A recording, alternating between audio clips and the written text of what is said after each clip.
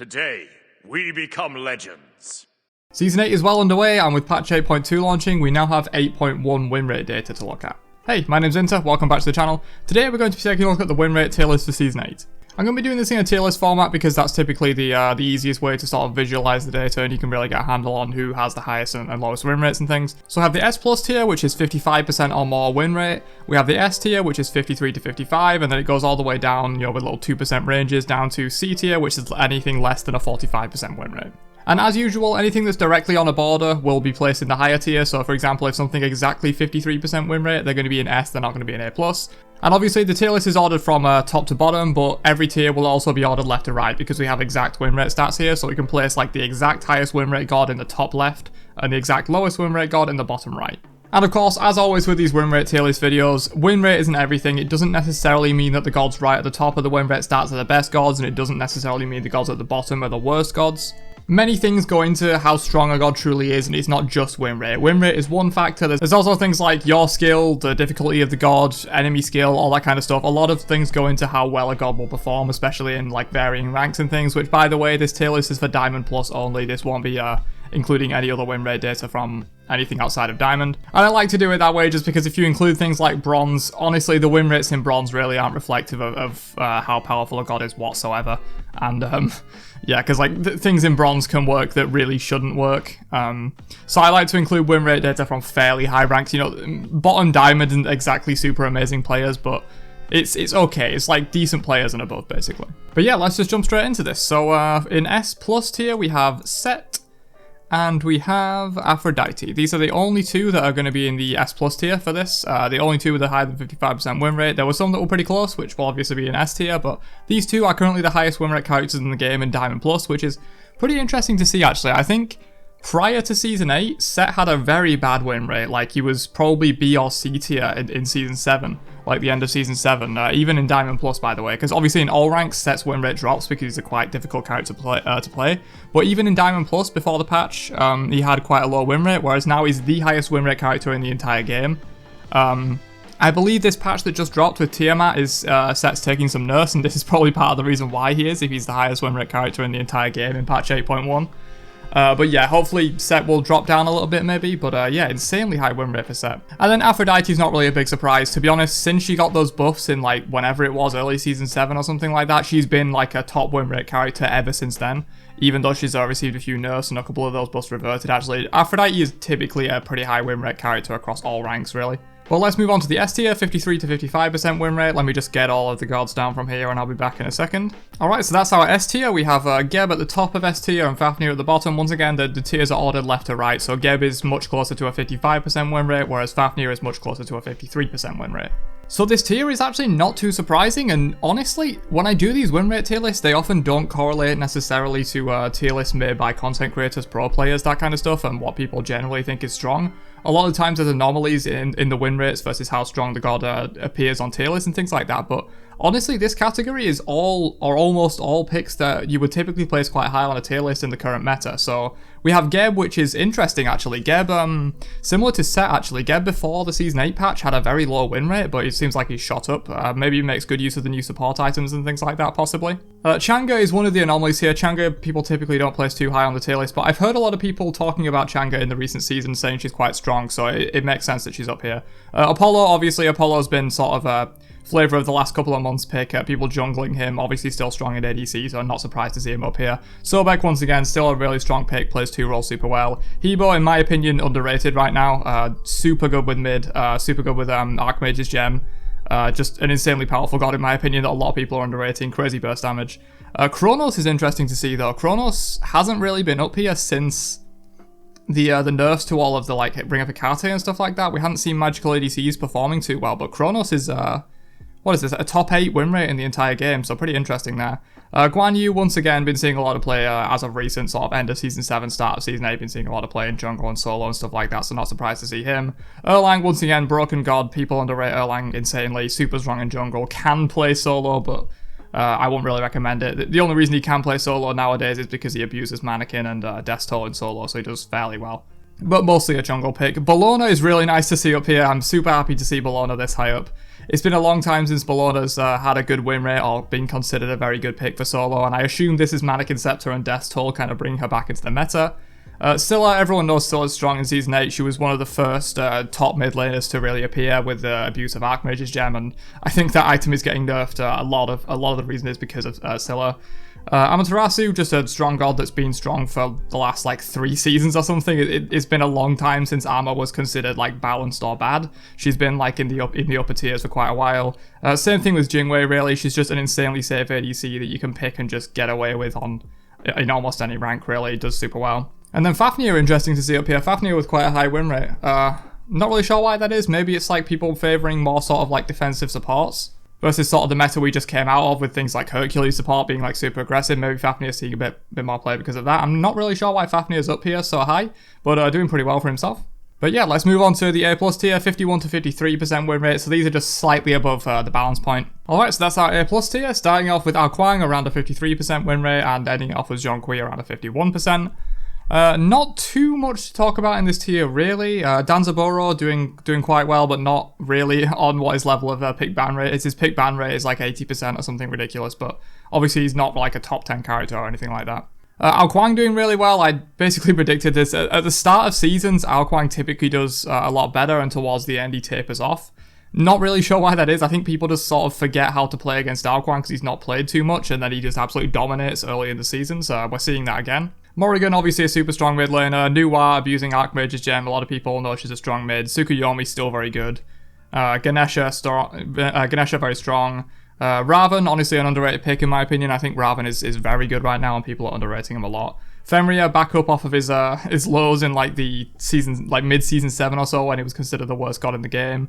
Nemesis still doing very well, a little lower than you would sort of see her on a lot of tier lists though. I think Nemesis is definitely a top 3 jungler, but she can be a bit difficult to play and people don't play around her all that well. Plus the Wingblade buff is a little problematic for her. More people are picking up Wingblade now, which does hurt her performance a little bit.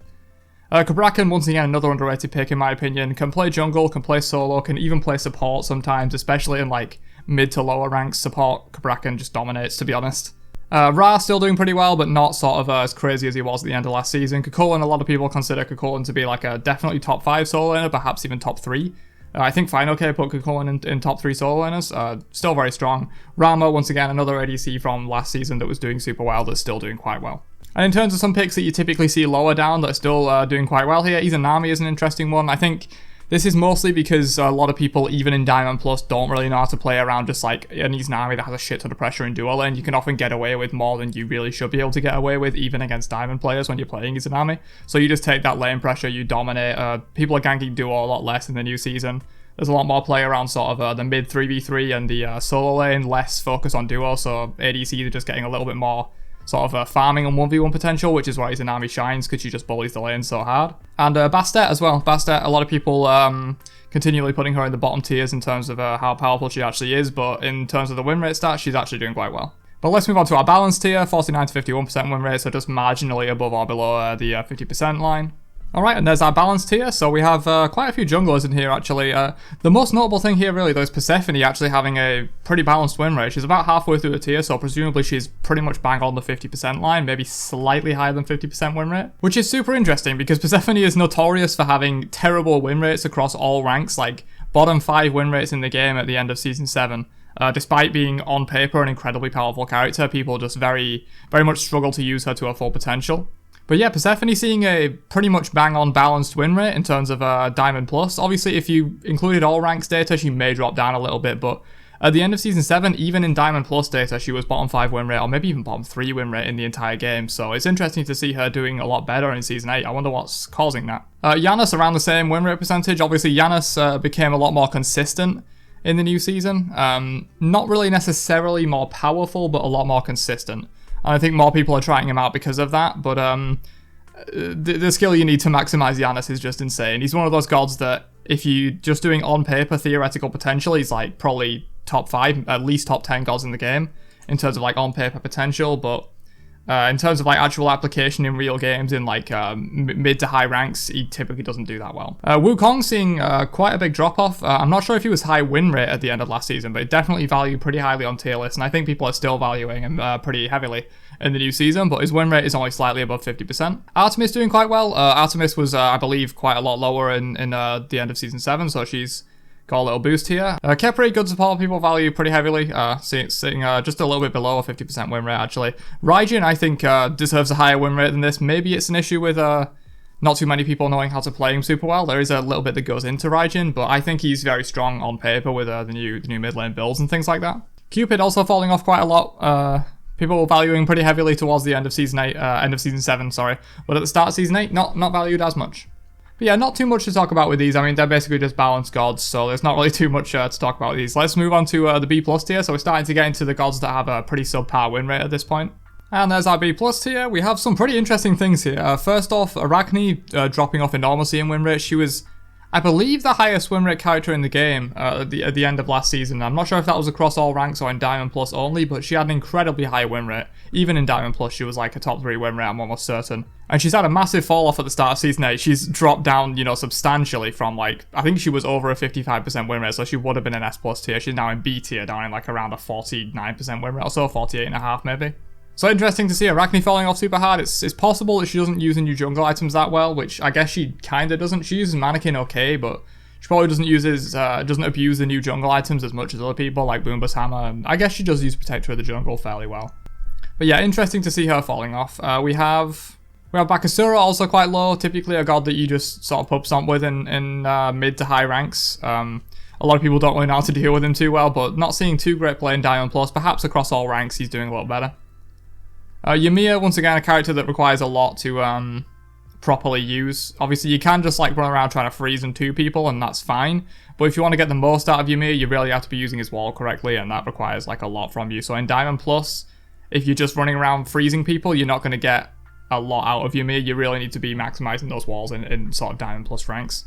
Thor falling off quite a lot as well. Thor was a very highly valued jungler at the end of Season 7. Season 8, he's not performing as well. Thanatos, I think, actually pretty underrated in terms of these win rate statistics. He's a very high, just like pub stompy jungler that typically does quite well at the start of seasons because people don't really know the meta and Thana just like snowballs and kills people. I think Thana's actually very strong right now, maybe even top 5 junglers, so seeing not a great win rate, even though personally I think he's quite strong. Kuzumbo and Cthulhu, 2 guardians that towards the end of the season were valued incredibly highly. Cthulhu arguably top 3 solo laners, Kuzumbo definitely top 3 supports for a while at the end of season 7 there, but not performing so great. I mean, they are 2 characters that do require quite a lot from you. Kuzumbo and Cthulhu definitely above average in terms of the amount you have to put in to get the full benefit from them. And actually on that topic, Merlin also pretty low. I think Merlin's still pretty strong. Not amazingly strong. I think he was like a top 5 mid for a long time. I don't think he's top 5 anymore. He doesn't really use a lot of the new items amazingly well, but I still think he's pretty good, especially as like a big objective burner and stuff like that, but not doing too well in the new season in terms of win rate. But let's move on to the real bottom of the barrel. We've got B and C tiers. Let's do B tier first here. And that's your B tier. Right off the bat, Hades, a massive fall off. Hades was for all of season 7 and maybe even all of like season 6, part of season 5 or something like that, he was a very strong like high win rate character. Obviously pretty easy to play around Hades, but not always. If you can get a lead, it can be very devastating, and he was extremely high win rate. Maybe across all ranks his win rate is doing a little better, but in Diamond he's not doing well whatsoever in the new season, whereas before, even in Diamond Plus, he was like a top 10 win rate character, maybe even a top 5 win rate character actually before the season rolled over, but not doing too well in season 8 actually. He's actually on the same level as like Anubis, so yeah, really not doing too well. Hercules, this has actually been true for a long time. Hercules, very powerful in my opinion, especially in support, but his win rate has been suffering. Even in season 7, when he was like considered a top 3 support for most of the season, his win rate still wasn't doing well at that point in like normal ranked games, which is surprising to me, to be honest. Hercules doesn't take an enormous amount of skill to play, and that's coming from a Herc main. I'm not trying to shit on Herc, but really, if you can hit Earthbreaker, and that's basically all you need to do. I mean, there's a little bit in terms of like making sure you don't waste a 3 and getting the maximum out of that, but there's not too much to playing Hercules really, and he's quite a bit of a lane bully in both support and solo, so it's interesting to see him solo here. Medusa still doing bad. Medusa, even after the buffs, like before the buffs, I think Medusa was arguably like a bottom 3 character in the entire game in terms of power level, but after the buffs I think she's a little better, but still the win rate's not really doing amazing for her. Umoja, same as always. This was around where Persephone was at the end of last season. Umoja and Persephone were fairly close because they're similar characters in a way that they're theoretically on paper incredibly powerful, arguably like the best god for their role. But in terms of most of the average players using them, their win rate suffers a lot, and Umoja's still stuck down here at around a 45-46% win rate. King Arthur is interesting to see down here. I think King Arthur is incredibly strong in the new season. Top 5 solo laners for sure, maybe even top 3. Uses the new Bluestone Pendant very well to clear. You can even go Warrior's Axe if you want to, but I like Bluestone Pendant. And, Glad Shield build's still super strong. I think King Arthur's very good, but interestingly, he's not seeing a very high percent win rate. He does take some effort from you. A lot of people say you just button mash on Arthur, but in Diamond Plus, you're not going to get away with just, like, vomiting your abilities. You'll just get stunned once afterwards and you die. But, yeah, not seeing an amazing win rate around, like, the level of Chak and stuff, so interesting there. But let's get into the final ones, the C tier. Let's do this one. Let's do this one with you. So we have Hera, we have Hachiman, Zeus, Achilles, Kukulkan, then Skadi, then Mulan, Yorn, Neith, and rounded out with Olaron and Apwash. We're not placing Tiamat because she doesn't have any win rate data for patch 8.1, obviously, because she wasn't live for patch 8.1, and we don't have 8.2 win rate data yet, just for the first patch of the season. But yeah, in terms of this C tier, Hera, a lot of people saying Hera's quite strong actually, but she has a bottom 10 win rate in the entire game, or actually not bottom 10, she's 11th, but pretty close to bottom 10. Zeus and Apwash are gods that have been down here for a long time. They do very terribly in sort of higher ranks. They're just super punishable. Maybe across all ranks they have a little bit of a better win rate than this. Kukulkan being this far down is really interesting though. Obviously, maybe 6 months to a year ago, Kukulkan was a top mid laner. Took some pretty severe nerfs, and maybe that's what sent him down here, but I think personally he was pretty overrated when he took those nerfs. I think like people were saying he's like the best mid laner in the game. I thought he was just like pretty good. But yeah, the nerfs have just sent him way down to like a bottom 10 win rate. Mulan being down here is pretty interesting. You know, she has a lot of early pressure and stuff, but yeah, not doing very well in terms of the win rate stats. Olaron, very far down. You know, Olaron bottom 2 win rate in the entire game, despite 6 months ago him being considered like one of the best mid laners and a pretty good ADC as well. Kind of interesting to see Olaron so far down. But yeah, as I said, take this with a grain of salt. Let me zoom out so we have the full tier list. Yeah, so take this with a grain of salt. Win rate isn't the only thing that determines a character's power level. There are many other things, you know, your skill, enemy skill, difficulty of the god, things like that. Easier gods will typically have higher win rates on average than more difficult gods, despite being the same power level. So like Persephone, you know, for example. Actually, no, Persephone's not a great example because she is doing okay right now, but Umoja is a better example. Insanely good on paper, but super hard to play, and a lot of people don't play her to her full potential, so she still sits quite down in the win rate standings, despite the fact that she's definitely a top 3 support in the game, I would say. But yeah, it's just interesting to take a look at this kind of data and analyze how it compares to a lot of the popular tier lists. You know, I've watched Final Case tier list. I'm not sure who else has a tier list out yet. A lot of people don't do tier lists super early in the season because things can change a lot. That's part of the reason why I haven't done like a full meta tier list, because at the start of the season things are going to change all the time, and a prediction that you have can change in 2 weeks. So a lot of people don't make tier lists this early. So respect to people that do like Final K and stuff like that, getting that information out early. Things like that. It probably does help a lot of new players decide what's good for the new meta, even though it's potentially going to be outdated within like a couple of weeks. But yeah, some of the most notable things: Set top win rate in the entire game, despite him having a really bad win rate at the end of Season 7, so some things happened with Set that's just sent him flying. Aphrodite has always had a very high win rate. Apwash, Zeus types being down here, all the ones interesting. But yeah, this is the full tier list. Let me know what you thought down below. You know, let me know your thoughts on win rate tier lists in general as well. I know they're a little controversial because they're not really representative of how powerful the god actually is, as I've been saying. But I'm not trying to present this as this is what you should play, this is how powerful each god is, etc. Because a lot of these I don't agree with in terms of like how powerful they are. You know, Umoja's not like a bottom 15 god in the game in terms of power level, but she is in terms of win rate. So take it with a grain of salt, and yeah, I'll catch you guys in another video later on. Have a great day, and peace out, you nerds.